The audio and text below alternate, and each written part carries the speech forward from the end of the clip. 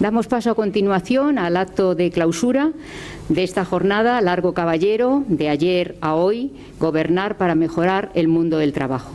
Quisiera dar la bienvenida a la ministra vicepresidenta tercera y ministra de Trabajo y Economía Social. Muchísimas gracias, ministra, por visitarnos en nuestra sede. Al secretario de Estado de Memoria Democrática, Fernando Martínez, que ya nos ha visitado anteriormente. Bienvenido. Y, por supuesto, al secretario general de UGT, Pepe Álvarez. Muchas gracias por visitar nuestra sede también y participar en este acto de clausura. A continuación, y en primer lugar, intervendrá el secretario de Estado de Memoria Democrática, Fernando Martínez.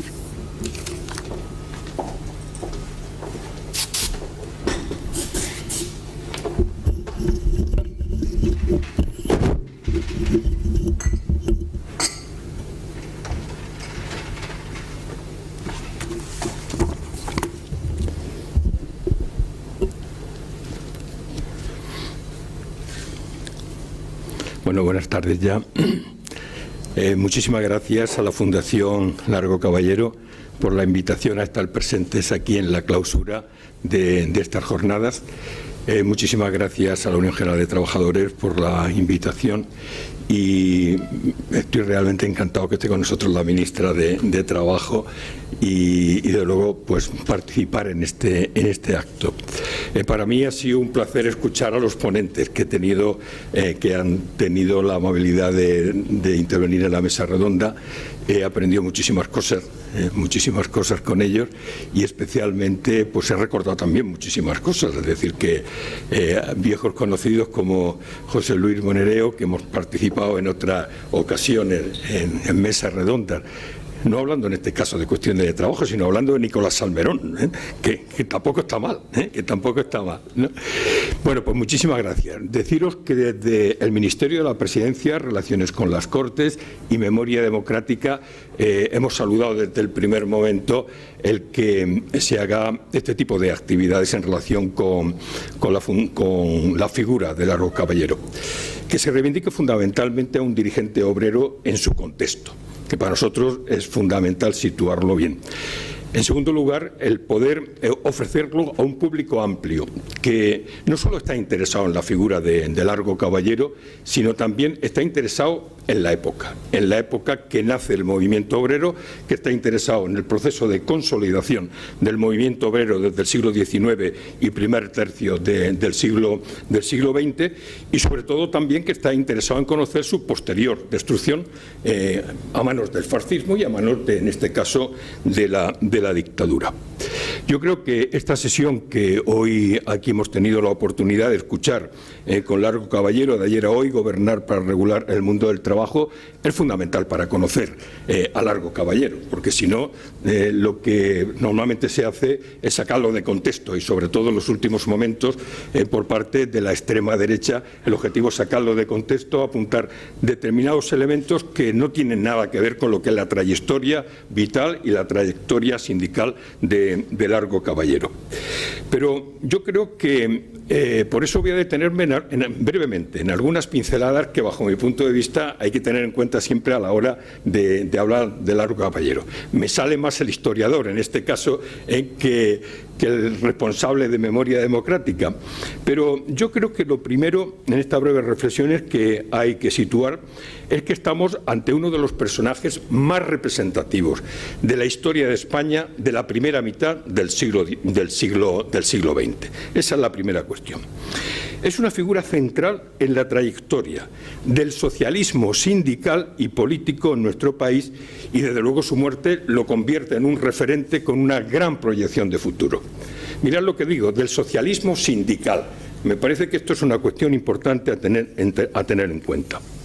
Largo Caballero asiste en primera línea a los acontecimientos más importantes que se van a producir a lo largo del siglo XX. Dictadura de Primo de Rivera, caída de la monarquía, establecimiento de la Segunda República, Segunda Guerra Mundial.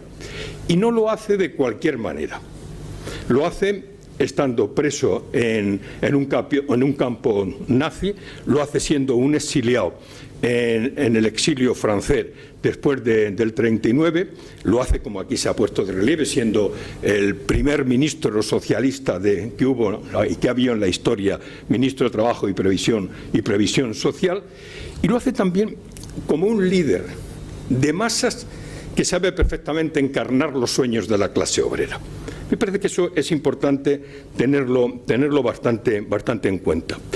Y además de eso, me parece que es importante tener en cuenta que es un líder objetista, pragmático, que a veces creyó en una revolución sin paliativos y a veces en el reformismo. Estamos hablando de un estuquista que, antes se ha hablado de un obrero consciente, decía José Luis, un estuquista consciente que va adquiriendo un proceso de formación en los procesos de trabajo y a lo largo de su tiempo, por todos los escenarios, tanto de batalla sindical como de consejos, de participación en las relaciones sociales, que hacen posible una formación impresionante por parte de Largo Caballero, prácticamente un hombre que partía sin tener instrucción a tener esa gran formación. En última instancia estamos hablando del hijo único de una criada y de un carpintero que sus padres se divorciaron dos años, apenas tenía 2 años cuando se divorciaron.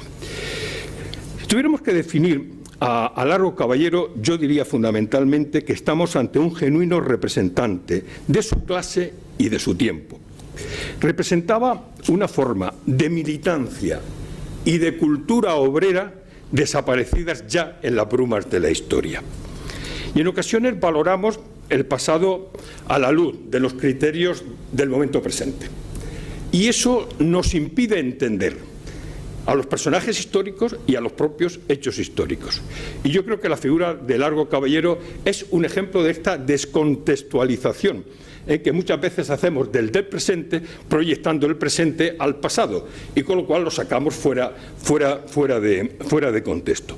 Por tanto, yo creo que a Largo Caballero hay que situarlo fundamentalmente recurriendo al nacimiento y los orígenes del movimiento obrero, de las asociaciones profesionales de defensa de los obreros, de las sociedades de resistencia, la consolidación del sindicalismo a lo largo del primer tercio del siglo XX y, fundamentalmente, a mí me parece que es muy importante situarlo también en el marco de los frenos que se le pone al movimiento obrero desde amenazas tan importantes como el fascismo y también como es la guerra y la dictadura. Yo creo que el esfuerzo y el orgullo que tuvo Largo Caballero de representar a los trabajadores a lo largo de 30 años, de 30 largos años, han hecho posible que su figura sea contemplada por los biógrafos de una manera bastante poliédrica. En cualquiera de los casos me interesa señalar algún aspecto. Primero, él nace en el seno de una familia humilde. Cuando da un giro importante su vida, fundamentalmente en una fecha tan importante como el 1 de mayo de 1890. 1 de mayo de 1890 es cuando se celebra por primera vez en la historia el 1 de mayo. ¿Y qué es lo que pasa aquí a Largo Caballero? Lo que le pasa a Largo Caballero, que no ha estado en la manifestación de Madrid, que fue muy importante, ni había escuchado las palabras de Pablo Iglesias, sin embargo, le comentan que había esa manifestación. Le comentan qué había planteado Pablo Iglesias e inmediatamente decide pasar a formar parte de una sociedad obrera de resistencia que se llamaba El Trabajo, que estaba vinculada a la Unión General de Trabajadores. Y 3 años más tarde, en 1893, pasa a ser miembro de la agrupación socialista madrileña. Y a partir de ese momento 56 años de vida sindical y 56 años de vida política intensísima, estando al frente de los principales cargos en la UGT y al frente de los principales cargos también en este caso en el Partido Socialista. Si tuviéramos que caracterizar lo que es la figura de Largo Caballero, yo diría en primer lugar que fue un apasionado por el proyecto sindical y político que representaba Pablo Iglesias. Yo creo que quien mejor encarna el pensamiento de Pablo Iglesias es concretamente Largo Caballero. Fue un líder comprometido con la política social reformista auspiciada por el Estado, como se ha puesto en relieve aquí a lo largo de la mesa redonda anterior. Y desde luego fue un partidario sistemático de la intervención de los socialistas en las instituciones que debían de aportar, decía en el año 11, un oxígeno bienhechor a las instituciones públicas. Por eso apostó desde el liderazgo de la UGT por un sindicalismo político que perseguía el ideal socialista desde el mundo del trabajo.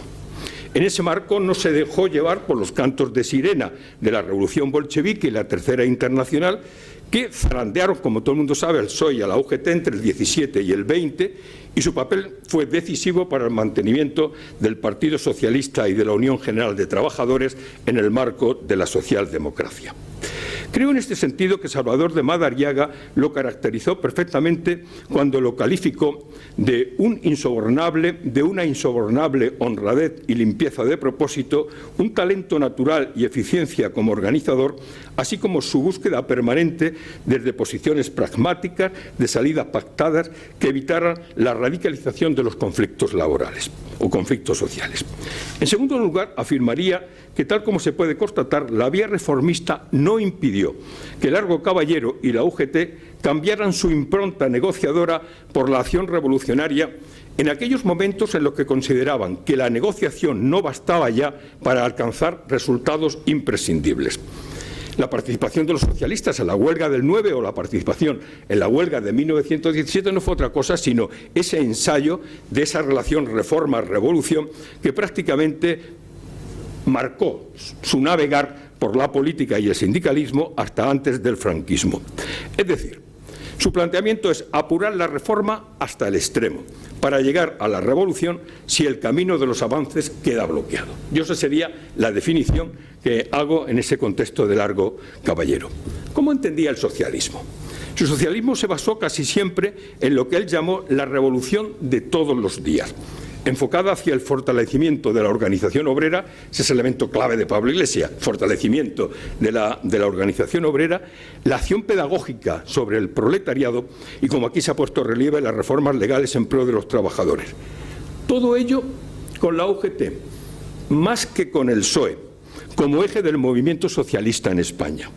Esta peculiar concepción del socialismo encontró una inesperada ocasión para su desarrollo en la política social del directorio instaurado por el general Primo Rivera a partir de septiembre de 1923. La Segunda República le dio la oportunidad de transitar del reformismo y del internacionalismo, en el que él había tomado una gran experiencia en Naciones Unidas, especialmente como vocal obrero en la Organización Internacional del Trabajo, reitero, pasar del reformismo y del internacionalismo al gubernamentalismo.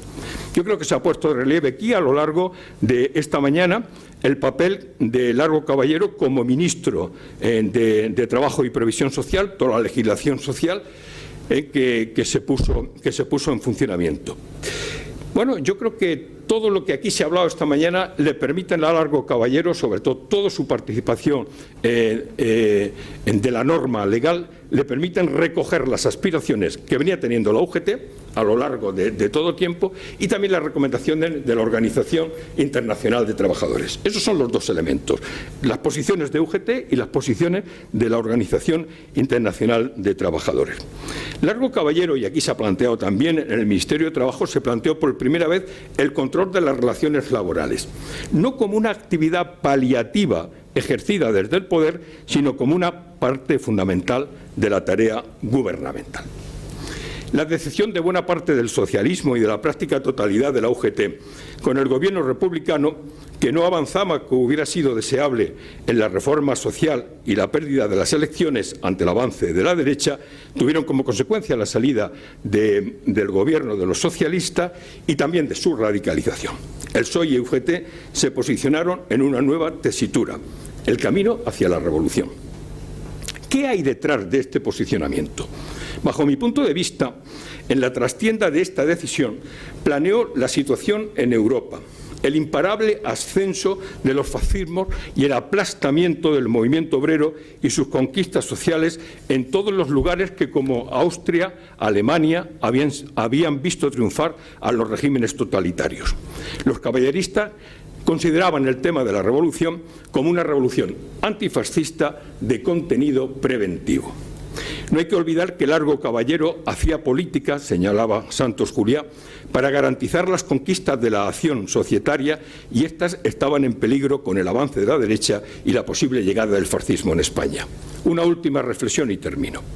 No se puede entender la trayectoria vital y la trayectoria política y sindical de Largo Caballero sin vincularlos a lo que sentía la mayoría del partido y el sindicato, o al menos a la masa obrera socialista, por lo menos hasta la llegada a la presidencia del Gobierno en septiembre del 36.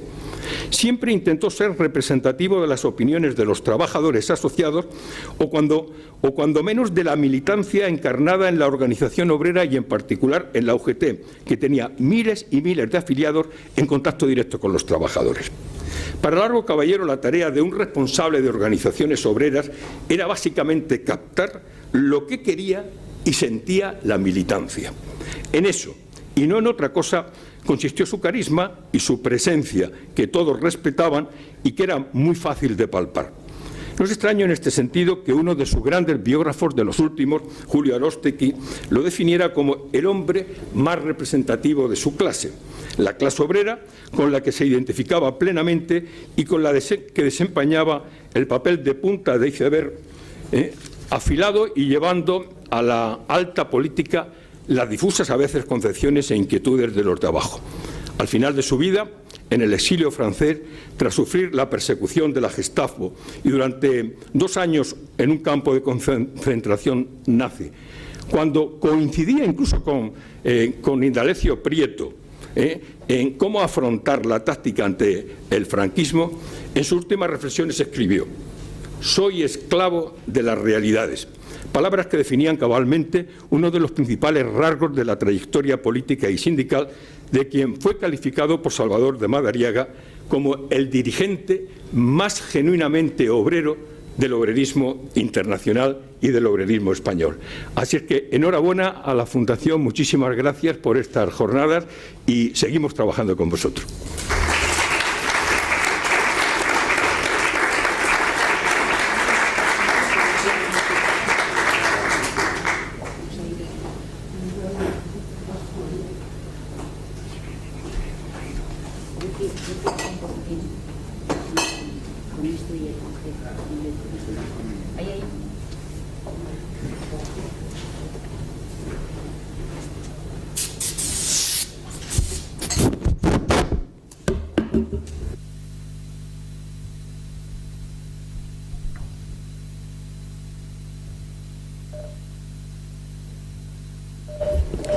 Muchas gracias al secretario de Estado por sus palabras. Muchas gracias, Fernando. A continuación, rogamos la intervención de la vicepresidenta tercera y ministra de Trabajo y Economía Social, Yolanda Díaz, que desafortunadamente, por una eventualidad que ha surgido, pues después de su intervención tendrá que abandonar la sala. Muchísimas gracias por el esfuerzo de estar con nosotros esta mañana aquí. Gracias.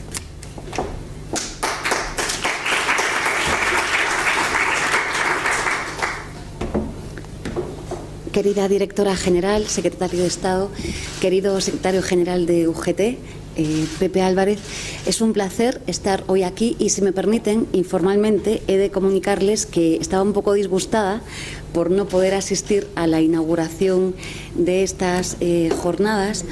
Y esta noche pasada, cuando Pepe, lo voy a confesar, Pepe me ha llamado para decirme que lo acompañara pues a la clausura de las mismas, me he llevado una grata sorpresa, por varias razones. Primero, por cuantas cosas haga Pepe, me siento siempre muy bien acompañada y me gusta estar, pero sobre todo por el trabajo de la Fundación Largo Caballero, mi querencia por este personaje histórico que también nos ha ilustrado ahora mismo el secretario de Estado, y creo que quizás la enorme enjundia y el enorme alcance que Largo Caballero tuvo en la transformación laboralista de nuestro país. Por tanto, es un placer como siempre. Dicho lo cual, paso con la intervención oficial. Un día de septiembre del año 40, el pensador alemán Walter Benjamin, huyendo del nazismo, se quitaba la vida en la localidad catalana de Port-Bois, junto al mar, en la frontera con Francia.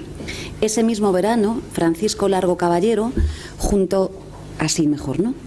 Junto a su familia, era detenido por la policía francesa días después de la entrada de las tropas alemanas en París y tras la capitulación del país vecino en los inicios de la Segunda Guerra Mundial. Walter Benjamin y Largo Caballero atravesaron la frontera de Francia hacia el fin de sus días, uno hacia España y el otro, arrestado tiempo después por la Gestapo, hacia un campo de concentración nazi a las afueras de Berlín, del que finalmente fue liberado. Pero ni uno ni otro han muerto. Se preguntaba Mario Benedetti en un poema: ¿cómo voy a creer que el horizonte es la frontera, que el mar es nadie, que la noche es nada? Es difícil creer en la muerte de quien sigue tan vivo. Es difícil olvidar la gran construcción del ministro republicano en torno al derecho del trabajo en España y de las condiciones laborales de las personas trabajadoras de nuestro país. Aún hoy, y así lo recordé esta semana, el lunes, durante mi comparecencia en el Senado, somos deudoras y deudores del legado de don Francisco Largo Caballero, de las grandes leyes y organismos rectores de las relaciones laborales en España, entre ellas la Inspección de Trabajo. Jornadas como las que ustedes hoy han celebrado aquí nos sirven para resituar la conversación pública en torno a Largo Caballero, pero también para traer al presente sus logros y su herencia. Afirmaba Walter Benjamin que no hay forma de recuperar el pasado tal y como era, porque esa imagen, lo decía también el secretario de Estado, escapa a nuestras manos. De hecho, Benjamin entendía la memoria como un proceso. Recordar o evocar hoy la figura de Largo Caballero es una tarea colectiva, una tarea democrática que se nutre, como no puede ser de otra forma, con los materiales del presente. El propio Benjamin, en su empeño por devolverle la voz a los excluidos y las excluidas de la historia, nos habló de dos caras del pasado: aquel pasado que se enseña y se celebra y aquel que se niega y que se olvida. Hay muchos que últimamente quieren renegar y hacernos olvidar. Ya lo señalé en el homenaje que habéis hecho sobre Largo Caballero el pasado mes de marzo aquí en Madrid. Dije, existe en la actualidad una tentación de retener a nuestro ministro de Trabajo en la aduana de la historia, arrebatarle calles, estatuas y justos honores, requisándole sus pertenencias, que son nuestras, las de la memoria democrática de este país. Alguien ha querido intentar lo que no ha podido ni la muerte ni la represión del mayor régimen de exterminio de la historia, ni la dictadura franquista, ni décadas de amnesia y mentiras políticas. Las expertas y expertos que hoy habéis participado en esta jornada de debate sois las personas más indicadas para hablar del papel de Largo Caballero en el concierto internacional, sobre su impulso, lo acaba de decir el secretario de Estado, a las relaciones con la OIT, o de su ambicioso programa de reformas en un contexto tan complejo como era la crisis económica del 29. A veces, diría Boaventura de Sousa Santos, no se repite la historia, las comparaciones no son posibles, pero hay semejanzas, como él mismo dice, que parecen imperturbables. Pero creo que es importante, desde lo público, desde este Centro de Estudios Políticos y Constitucionales, querida Yolanda, desde un Gobierno que ha tenido también que afrontar una crisis global de dimensiones desconocidas, como ha sido la enorme pandemia de la COVID-19, proclamar la absoluta actualidad de los postulados de Largo Caballero, porque fue él quien logró transformar con un espectacular despliegue normativo y legislativo, y siempre de la mano de las conquistas sindicales, las condiciones colectivas de trabajo en nuestro país. Querido Pepe, creo que también en esto hay semejanzas con lo que él vivió, aunque seguro no son repetibles, digo por el trabajo que vosotros habéis desempeñado desde la propia UGT en estos tiempos de crisis. Aquellos grandes debates que el ministro Obrero propició y defendió siguen hoy, bajo una forma u otra, en la arena pública de nuestras preocupaciones. Fíjense, la modernización de la negociación colectiva, los convenios, el salario mínimo interprofesional, la seguridad en el trabajo, la lucha contra la precariedad y la temporalidad. todo lo que se agrupa bajo el epígrafe de este encuentro, gobernar para cambiar el mundo del trabajo, y que les aseguro es el auténtico y objetivo de nuestra acción ministerial y de este Gobierno. Fieles a ese legado y en consonancia con nuestro tiempo, estamos abordando, y lo sabe muy bien el secretario general de la UGT, anfitrión de este foro y activo protagonista de la mesa del diálogo social, que ayer mismo se volvió a reunir, la gran tarea de transformación y de reformas estructurales que nuestro mercado laboral exige. A eso nos hemos comprometido ante Europa, y a eso nos hemos comprometido sobre todo ante las personas trabajadoras de nuestro país. En esa comparecencia de la que les hablé el lunes en el Senado, se habló de medidas de flexibilidad interna, como han sido y son los ERTE, que han logrado por vez primera en la historia una respuesta inédita a la crisis, sin recortes económicos y sin recortes en derechos. La fórmula, si me permiten, Largo Caballero, centrada en extender la protección social y laboral, ha inspirado también la derogación del despido por bajas médicas justificadas, el artículo 52D del Estatuto de los Trabajadores, así como el mantenimiento de la cláusula, el mantenimiento del empleo de los ERTE durante un lapso temporal de 6 meses. También en el Senado hemos hablado de los algoritmos, de fórmulas matemáticas, de reglas, de instrucciones matemáticas, de la histórica regulación que ha abordado nuestro Ministerio para que la representación sindical pueda conocer la forma en la que un algoritmo afecta a cada persona trabajadora. Es la primera legislación en el mundo que instaura esta transparencia, obligando a las empresas a revelar las decisiones laborales adoptadas por sistemas de inteligencia artificial. Y es un logro colectivo, también del diálogo social, que nos sitúa en un lugar privilegiado para gobernar una transición tecnológica que tiene que ser, no lo olvidemos, justa, con derechos y con los trabajadores y las trabajadoras en el centro. De la misma forma, se ha citado que la histórica Ley de Contratos de Trabajo del 31, aprobado por Largo Caballero, reconocía que el derecho de huelga no podía ser motivo de despido. Nuestra primera regulación, lo sabe bien Pepe, de las labores de reparto en plataformas digitales, impide en un sentido similar el castigo algorítmico para las personas trabajadoras que participen, por ejemplo, u organicen una huelga. La sentencia dictada por el Tribunal de Bolonia, que revela, ¿no?, el sesgo discriminatorio que tenía, por ejemplo, el algoritmo denominado Frank.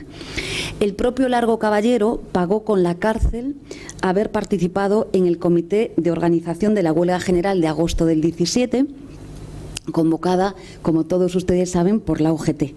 Fue acusado, junto a los integrantes de ese comité, de un delito de sedición, condenado a cadena perpetua y trasladado al penal de Cartagena. Solo la inclusión de Largo Caballero por parte del PSOE en las listas a las elecciones generales de febrero del 18 libró al político madrileño de tan injusto y severo castigo, beneficiándose ya como diputado de un decreto de amnistía. Lo he dicho al inicio de esta intervención. La memoria se compone de materiales del presente, y la figura de Largo Caballero y su periplo político y vital son la prueba de que todo lo que ocurre hoy tiene sus réplicas, sus lecciones en el pasado. Recojamos colectivamente su testigo. Es de todos y de todas ustedes. Esa es la constatación del valor de la memoria y la respuesta más clara para quien pretende convencernos de que cada día partimos de cero en la conquista de nuestros derechos sociales y laborales. Yo sé que ustedes saben que no es así. Termino ya. Leía el otro día en un diario digital, en el diario.es, un interesantísimo artículo de Raúl Novoa sobre la colorización de fotografías antiguas y cómo ese proceso realizado con las últimas tecnologías digitales, elimina la distancia mental del blanco y negro para acercarnos a los grandes eventos de nuestra historia reciente. Una forma de mirarle al pasado a los ojos y renovar su huella en nuestros días. Las fotografías de Largo Caballero, que están aquí, son también en blanco y negro, pero su legado y su firme defensa de las condiciones laborales mantienen para mí un color tan vivo y una definición tan exacta que aún hoy nos sirven de guía e inspiración en la compleja tarea de gobernar para mejorar algo maravilloso, el mundo del trabajo. Tan solo me resta agradecer al secretario de Estado de Empleo, que ha estado por la mañana inaugurando las jornadas, al secretario de Estado de Memoria Democrática, a la directora del Centro de Estudios Políticos y Constitucionales, a mi querido secretario general de la UGT, Pepe Álvarez, al secretario confederal, a Fernando Luján, a la secretaria de Políticas Institucional y Políticas Territoriales de la UGT, a Cristina Estevez, a las expertas y expertos que han sido convocados, Manuela Aroca, María Jesús Espuni, nuestro querido también Luis Pérez Capitán, y también a mi querido José Luis Monereo. La participación en esta jornada creo que era muy necesaria en torno a la figura y al legado de Francisco Largo Caballero, y las gracias a la Fundación por el encomiable trabajo que siempre hace, no solo, como he dicho, para recuperar la memoria, que per se es una obligación, sino para que hagamos y transformemos este momento histórico también con el legado que se nos ha dejado. Muchas gracias y lamento tener que ausentarme.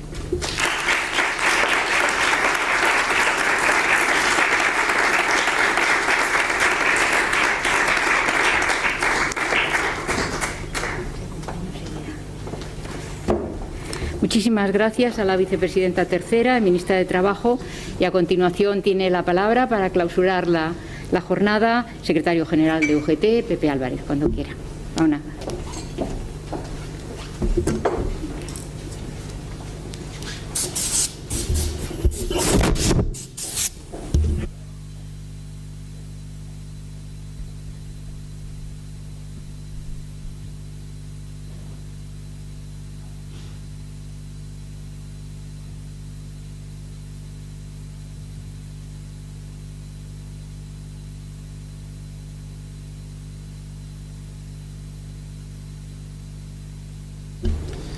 Buenos días, ya casi buenas tardes a todos y a todas, secretario de Estado.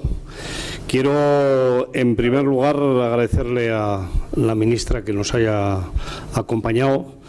La verdad es que ayer por la noche estaba pensando que por qué no venía a la clausura, la llamé, inmediatamente se apuntó y, como siempre, cuando tienes que hacer un hueco en la agenda, pues ha tenido que ir, pero merecía la pena que estuviera en estas jornadas y yo sinceramente se lo agradezco de corazón. La verdad es que estas jornadas y este año largo lo celebramos, lo conmemoramos, bueno, porque lo teníamos que hacer, pero ¿por qué no decirlo también? Porque nos han provocado. No sé si no nos hubieran provocado, no sé si hubiéramos, con las cosas que hay que hacer, con la cantidad de personas que tiene este sindicato a los que hacer homenajes, si hubiéramos optado por hacer un año tan completo como el que vamos a hacer, como la aproximación que vamos a hacer a la figura de Largo Caballero. Y yo creo sinceramente que teníamos que hacerlo y tenemos que hacerlo. Porque en este país hay quien está perdiendo la vergüenza y hay quien está demostrando la verdadera cara que tiene. Espero que nunca nos tengamos que arrepentir del papel que jugamos en la transición.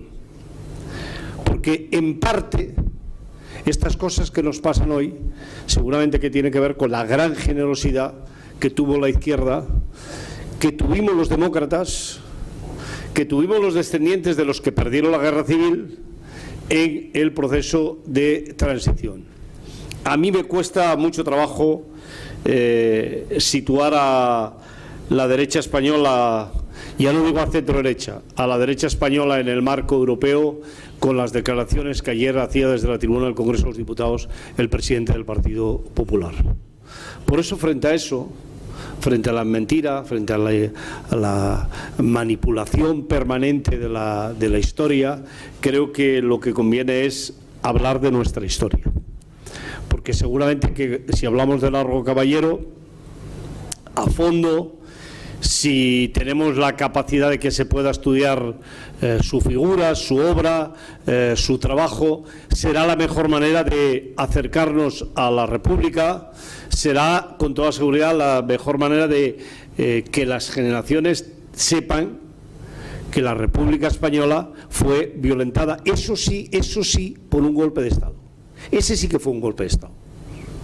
Y creo, sinceramente, que aunque solo sea por eso, merece la pena este año que hacemos de recuerdo, de conmemoración de la venida de Largo Caballero a España, los restos de Largo Caballero a España.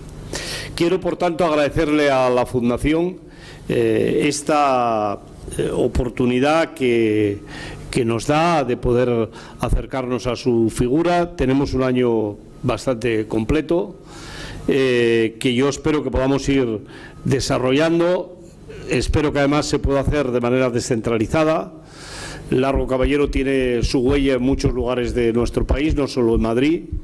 Solo hace falta hacer una visita a los diferentes territorios para poder comprobar hasta qué punto lo recuerdan en grandes núcleos urbanos, pero también lo recuerdan en pueblecitos pequeños, porque en aquel momento uno de los ejes de la política de Largo Caballero también era todo lo que tiene que ver con el reparto de la tierra, con dar nuevas oportunidades a los jornaleros y a las jornaleras. Por eso me parece especialmente importante que este año también lo llevemos a el conjunto del país, con actos, con exposiciones que puedan acercar la figura de Largo Caballero al momento que vive nuestro país. Vengo de un acto que es la firma del acuerdo de pensiones, que entronca plenamente con el trabajo y con la figura de Largo Caballero. Largo Caballero es, sin ningún lugar a dudas, el promotor en nuestro país del inicio de lo que luego serían las relaciones laborales, sobre todo durante los periodos democráticos que ha vivido nuestro país. Él fue el iniciador de las relaciones tripartitas, él fue el iniciador de todo este proceso que ahora denominamos diálogo social, que ahora denominamos concertación, y que sitúa que las grandes cuestiones que afectan a los trabajadores de nuestro país tienen que ser discutidas, negociadas y, si es posible, acordadas entre los diferentes actores que ya en aquel momento Largo Caballero situó. Creo también que acercarnos a la figura de Largo Caballero en un momento como el que estamos también es muy oportuno, porque no dejamos de vivir un proceso de una cierta revolución industrial como se vivió en su momento, como la vivimos después de la constitución de la Unión General de Trabajadores, y que luego Largo Caballero, a través de su trabajo en el Ministerio, fue capaz de ir plasmando en leyes, en normas que se han ido estableciendo en el Ministerio o con su acción sindical a través de la Secretaría General de la Unión General de Trabajadores. Hay que recordar que fue justamente en esa época, en esos momentos, donde se puso en marcha la jornada laboral de 8 horas. Y aunque la jornada laboral de 8 horas tiene un precedente histórico en la huelga de la Canadenca, en Barcelona, no es menos cierto que la plasmación legislativa fue fundamentalmente fruto de la acción negociadora, del trabajo que hizo Largo Caballero para que se pudiera implementar la jornada laboral de 8 horas. Y hoy este año también nos tiene que servir para abrir un gran debate que hay que abrir en nuestro país, que tiene que ver con la jornada laboral. Yo ya sé que ese es un debate complejo, que hay mucha gente que no le gusta, que hay mucha gente que no quiere hacer, pero es un debate que vamos a tener que hacer, porque más allá de si tienen más o menos razón los que creen que el trabajo que se instruye se va a volver a rehacer en alguna otra ocupación nueva que se cree, que con toda seguridad algo tiene que haber de cierto. Lo que sí que creo que hay pocas dudas es que la cantidad de empleo que se destruye como consecuencia de la máquina, del trabajo que hace la máquina, del trabajo que nos quita a los trabajadores y a las trabajadoras la máquina, a corto plazo, con toda seguridad, es imposible que se pueda rehacer. A medio plazo tampoco, y yo sinceramente creo que a largo plazo tampoco. Por eso este es el gran momento de ese debate, que es un debate que podemos situar en la época de Largo Caballero, de presidente del Gobierno de la Segunda República, pero que lo podemos situar hoy también en nuestro país. Si vemos algunas cuestiones que nos permiten acercarnos, algunos ejemplos, creo sinceramente que se ve hasta qué punto este es un tema absolutamente imprescindible de abordar. El tiempo que se utilizaba para producir un coche en una cadena de producción de una fábrica y el que se hace 25 años y el que se tarda hoy para producir el mismo coche, nos lleva a una reducción con toda seguridad en torno al 50% del tiempo de trabajo que se emplea. Eso no ha tenido ninguna repercusión sobre la jornada laboral en estas empresas. Es más, esta comparación que la estoy haciendo la hago a partir de haber absorbido las reducciones de jornada ordinarias que a través de la negociación colectiva se han ido haciendo en las empresas.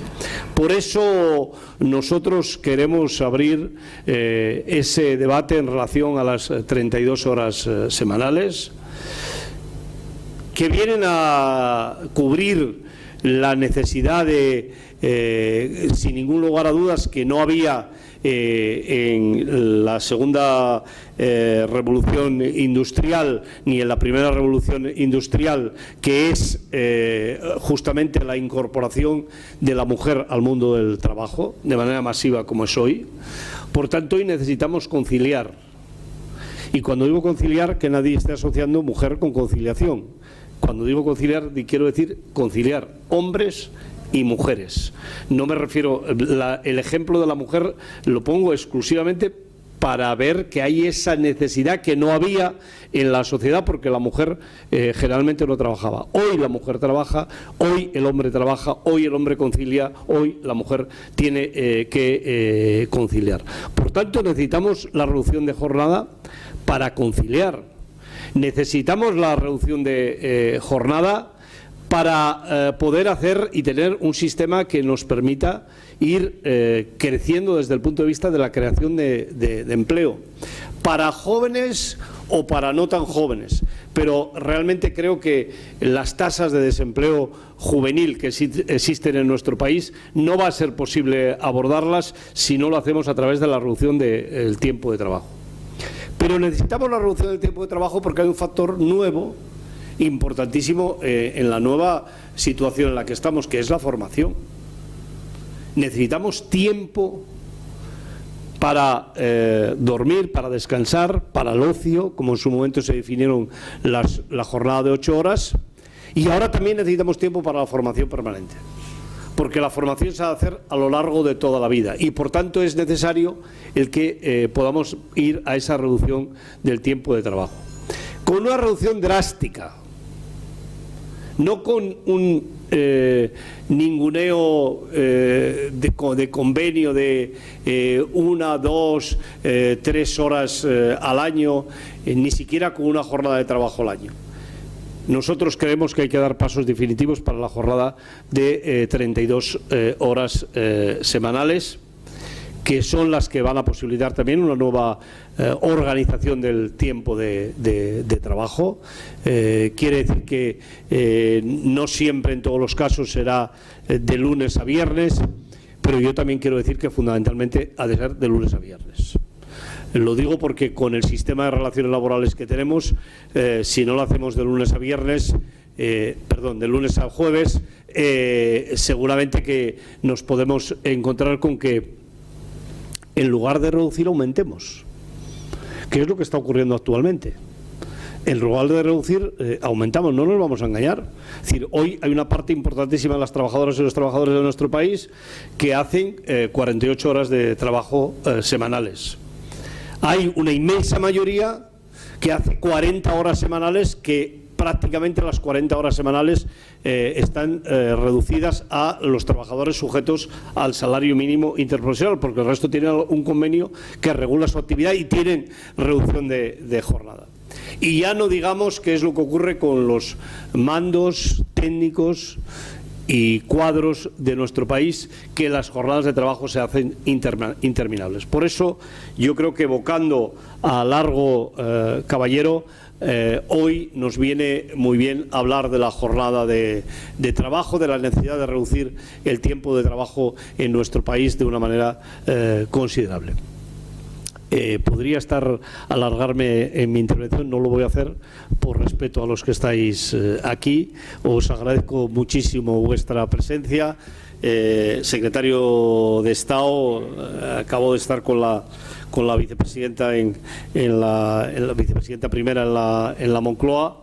También me envía saludos para esta jornada. Sabemos que el Gobierno está comprometido en la recuperación de la memoria histórica. Nosotros no es que estemos comprometidos, es que formamos parte de la memoria histórica. Los muertos que están en las cunetas son fundamentalmente nuestros muertos. Nosotros vamos a trabajar de manera infatigable para acabar con la mentira, con la falsedad, con la calumnia, de la extrema o de la no tan extrema. Vamos a intentar que si en alguna cosa nos hemos equivocado en la transición, ahora lo podamos remediar para conseguir que las futuras generaciones de mujeres y de hombres libres de nuestro país sean libres también a partir de conocer su historia. Y su historia, nuestra historia, es la que es. En el año 1936 en España hubo un golpe de Estado, violento, un golpe de Estado fascista. Seguramente, y ese sería otro capítulo, Largo Caballero, en esta historia que se sitúa de si era reformista o era revolucionario, que a mí siempre me gusta decir que tendríamos que preguntarnos los liberales de la Segunda República, que eran socialdemócratas, o liberales como hoy. Y seguramente que podríamos respondernos también a la pregunta de qué era Largo Caballero, porque en realidad un reformista en aquel momento seguramente que es un revolucionario hoy.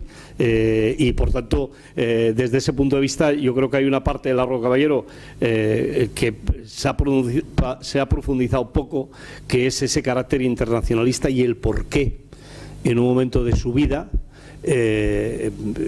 coge ese empuje internacionalista, y creo que tiene que ver con la venida del fascismo, porque Largo Caballero vio que venía el fascismo y además vio que eso no era el fascismo, no se paraba en una frontera de un país, seguramente como lo vieron los periodistas internacionales, y por eso hay una parte de su vida dedicada al internacionalismo, su participación en la Organización Internacional del Trabajo. Pero bueno, no me alargo más. Muchísimas gracias a todas y a todos por vuestra presencia, especialmente a la Fundación por organizar este acto. Gracias.